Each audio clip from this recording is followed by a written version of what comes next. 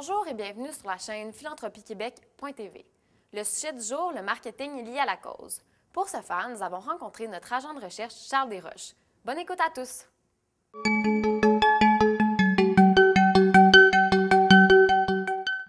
Bonjour Charles, aujourd'hui on va parler de marketing lié à la cause. Oui, le marketing lié à la cause, c'est un concept qui est relativement nouveau, qui est arrivé dans les années 80, lorsque American Express a décidé d'amasser des fonds pour restaurer la Statue de la Liberté. Donc, lorsque les personnes utilisaient leur carte de crédit, il y avait 1 cent par transaction qui était récoltée pour la rénovation de la Statue de la Liberté. C'est un concept, dans le fond, que c'est une association entre une entreprise et un organisme de bienfaisance. Pour l'entreprise, dans le fond, ça lui permet de bénéficier du statut de l'organisme, puis par le fait même d'augmenter souvent ses ventes. Puis si on va du côté de l'organisme, bien, ça lui permet premièrement de récolter des fonds, donc il va avoir une quote-part des ventes, puis aussi d'avoir des professionnels de l'entreprise qui vont venir dans son organisme. Parfait, ça devrait être quoi le coût raisonnable pour ce type de collecte de fonds? Les coûts raisonnables pour ce collecte de fonds, c'est pratiquement nul puisqu'il y a peu de travail qui doit être fait. Par contre, l'entreprise qu'on va choisir, c'est souvent là qu'il travaille. Donc, il y a de la préparation par le trésorier, par le président, puisque c'est un peu une entente. Donc, il faut s'assurer que l'entente est faite en bonne et due forme. Combien de dollars les organismes devraient s'attendre à recevoir par bénévole? Souvent, il n'y aura pas de bénévoles qui vont être affectés. Même, il y a peu de personnes dans l'organisme qui vont être affectées à ce marketing-là. Donc, c'est peu coûteux. Oui, tout à fait. Quels sont les bénéfices cachés pour ce type de collecte de fonds? Mais le premier bénéfice, c'est la visibilité que ça donne à l'organisme, puisque, en fond, l'entreprise va servir de notre réputation pour faire augmenter ses ventes. Puis, le deuxième bénéfice caché, je dirais, c'est que souvent, l'entreprise va nous offrir d'avoir des experts de leur entreprise qui vont venir aider notre organisme à être plus efficient. Est-ce que cela permet de créer de nouveaux contacts? Bien, comme on a vu, ça augmente la visibilité de notre organisme, donc par le fait même, c'est sûr qu'on va récolter de nouveaux contacts. À titre d'exemple, la Fondation sur la retraite américaine s'est associée il y a quelques années avec Johnson & Johnson. En 1 an, le nombre de membres a augmenté de 17 000. Puis, selon eux, c'est principalement dû à l'association de marketing liée à la cause qu'ils ont fait. Quel conseil donneriez-vous à un organisme qui voudrait faire du marketing lié à la cause? Bien, premièrement, comme on a vu, ça donne une excellente visibilité puis ça permet d'augmenter les dons pour l'organisme. Donc, c'est une très belle opportunité. Par contre, il faut s'assurer de faire une association avec une entreprise qui a des valeurs qui concordent avec notre organisme puis qui est très stable financièrement. Puis aussi, il faut s'assurer de faire l'entente en bonne et due forme. Finalement, par contre, c'est une des choses à noter, c'est que ce n'est pas possible pour l'organisme d'émettre des reçus de dons. Mais s'il y a des entreprises qui vous approchent, je vous dirais de regarder cette opportunité puisque ça peut vous permettre d'augmenter grandement les dons pour votre organisme. Merci Charles, ça fut très intéressant. Bonjour Micheline Bourque. Bonjour Stéphanie. Comment vous allez? Je vais très, très bien. J'ai passé un très bel été, puis je suis très contente d'être avec vous ce matin. Nous aussi, on est contents de vous avoir en entrevue. Est-ce que vous pouvez me parler un peu de votre cheminement professionnel? Certainement. Alors, moi, je suis consultante en marketing. Je travaille en marketing depuis plus de 15 ans. J'ai commencé cette carrière-là ici à Montréal, après avoir passé un bon 10 ans au gouvernement fédéral, où j'ai occupé là, différentes fonctions. Et le marketing est venu un peu vers moi. J'avais des compétences, des qualités que j'avais utilisées dans le contexte de mon travail au gouvernement, que j'ai pu transférer dans le monde du marketing. Puis, depuis ce temps-là, je fais des formations et j'ai toujours travaillé en marketing. Et plus récemment, avec l'arrivée des médias sociaux, mais ça m'a permis, encore une fois, de renouveler un peu ma profession. Et depuis un certain temps, depuis quelques années maintenant, je suis en mesure d'offrir de la formation aux petites entreprises au niveau des médias sociaux. Alors, l'utilisation du web pour faire des affaires. Donc, une grande passion pour le marketing.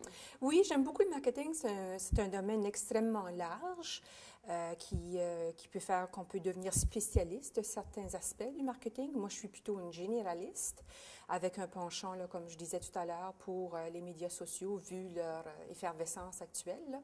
Alors, oui, on pourrait dire que j'aime beaucoup tout ce qui touche au marketing. Les campagnes de télévision et de radio sont-elles encore bénéfiques pour trouver de nouveaux donateurs? La télévision a encore son pouvoir, la radio aussi. Les grandes compagnies utilisent toujours ces moyens-là pour faire valoir leur message, faire valoir leurs produits.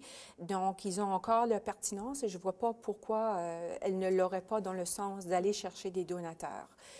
Mais encore, comme je disais tout à l'heure, pour les plus petits, mais s'il y a d'autres moyens, peut-être des vidéos, justement, comme vous faites, c'est peut-être avec le web, travailler avec ces outils-là, produire des vidéos, des podcasts, des informations vidéo. Le vidéo est extrêmement puissant au niveau du web et peut-être qu'effectivement, on pourrait aller chercher un intérêt pour certaines personnes de participer financièrement là, à l'œuvre de l'organisation en question.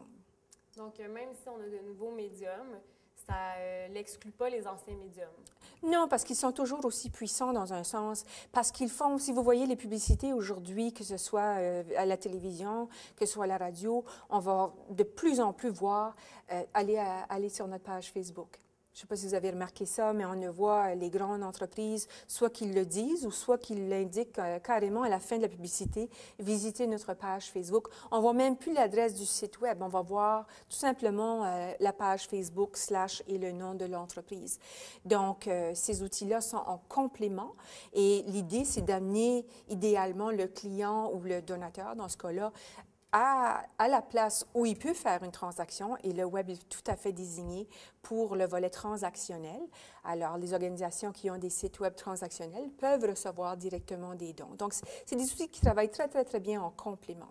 Quels sont les bénéfices du marketing lié à la cause? Mais je pense que du côté des entreprises, comme je mentionnais tout à l'heure, c'est que ça leur donne l'occasion de jouer un rôle social, d'être proche de la communauté et de s'engager dans l'amélioration de la société, entre guillemets. Donc, selon les causes, que ce soit l'environnement, que ce soit la santé, que ce soit l'éducation des enfants, peu importe les nombreuses causes qui existent ou l'aide humanitaire, les entreprises veulent jouer ce rôle-là. Donc, il y a des bénéfices pour l'entreprise à ce niveau-là et pour l'organisation, bien, ça peut amener énormément de bénéfices, y compris, évidemment, souvent ce qu'on recherche, c'est des donateurs. Donc, ça peut créer un intérêt pour contribuer au sein de l'organisation, mais ça peut aussi générer un intérêt de la part des gens pour participer aux œuvres de l'organisation, que ce soit comme bénévole, que ce soit aussi dans la promotion de l'organisation. Donc, il y a vraiment beaucoup de bénéfices qui peuvent ressortir de ce genre de partenariat-là, qui peut se solder de façon financière, qui peut se solder en augmentation de membership, qui peut se solder dans une notoriété accrue, une visibilité accrue pour l'organisation. Donc, je pense que tous les deux côtés sont gagnants par ce type d'association-là. Chacun a son rôle, mais pour les organisations, ça donne, je suppose, un bon coup de main pour ce qui concerne la notoriété, la visibilité et ultimement, justement, un apport financier important qu'il n'aurait peut-être pas sans cette association-là avec des grandes organisations. Est-ce que le marketing lié à la cause peut permettre de nouvelles façons de trouver des bénévoles? Je pense que le marketing en général peut avoir différents objectifs. Hein, que ce soit d'aller chercher des clients ou aller chercher des bénévoles, c'est tout à fait plausible qu'une stratégie marketing aille dans ce sens-là. Donc, que ce soit un marketing dit lié à la cause ou un marketing de façon générale, effectivement, si on regarde, par exemple, encore une fois, dans la perspective des plus petites organisations et des grandes aussi, avec l'arrivée du web, on peut facilement utiliser des outils gratuits qui permettent de donner une visibilité à des événements, par exemple. Donc, une organisation qui crée un événement dont le but est d'aller chercher des bénévoles, mais cette information-là peut être facilement propagée via le web avec des outils gratuits, que ce soit Facebook ou Eventbrite ou d'autres outils qui sont là.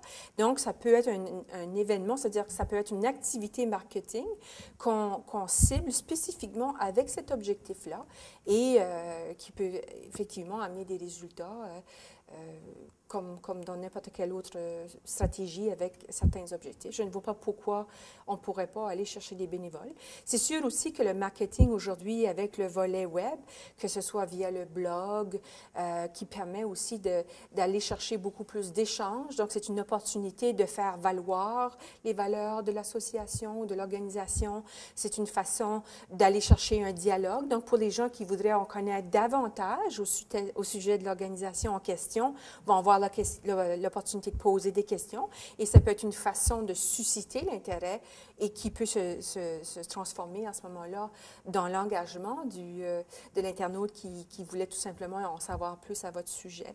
Alors, je pense que le marketing, dans son sens très général, avec les outils web actuels, peuvent effectivement être utilisés à cette fin-là. Et je ne vois pas pourquoi on ne pourrait pas justement en bénéficier en termes d'accroissement de la population bénévole pour les organisations. Bien, merci beaucoup, Madame Bourque. Ça fut très intéressant. Pour conclure sur le marketing lié à la cause, 2 points importants à retenir. Premièrement, il faut s'assurer que l'organisme se lie avec une entreprise qui possède les mêmes valeurs. Ensuite, si cela est bien fait, cela donnera une bonne visibilité à l'organisme de bienfaisance et, par la suite, rapportera beaucoup de bénéfices. Merci de votre intérêt pour la chaîne philanthropiequebec.tv.